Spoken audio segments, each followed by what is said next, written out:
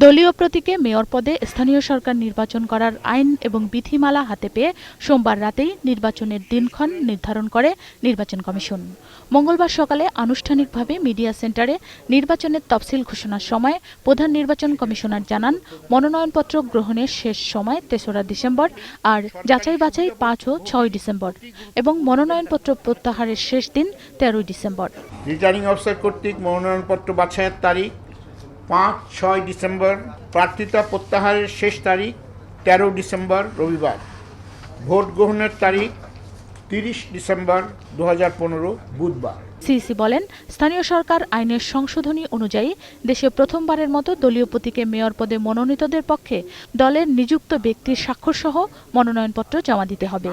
আর স্বতন্ত্র প্রার্থীদের জন্য প্রয়োজন হবে ১০০ জন ভোটারের স্বাক্ষর। এই মর্মে একটি প্রত্যয়নপত্র থাকতে হবে যে উক্ত প্রার্থীকে উক্ত দল হতে মনোনয়ন দেওয়া হয়েছে।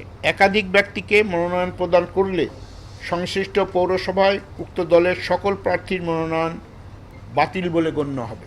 তিনি বলেন, নির্বাচনে সবার জন্য সমান সুযোগ নিশ্চিত করা এবং আইন শৃঙ্খলা পরিস্থিতি নিয়ন্ত্রণ করে সর্বোচ্চ নিরাপত্তা ব্যবস্থা নিশ্চিত করবে ইসি। নির্বাচন সবসময় যত বেশি লোক অংশগ্রহণ করেন তত বেশি সঠিক হয়। যেহেতু এগুলো অনেক প্রত্যন্ত অঞ্চলে হবে, আমরা আশা করব যে সকল দলই অংশগ্রহণ করবে।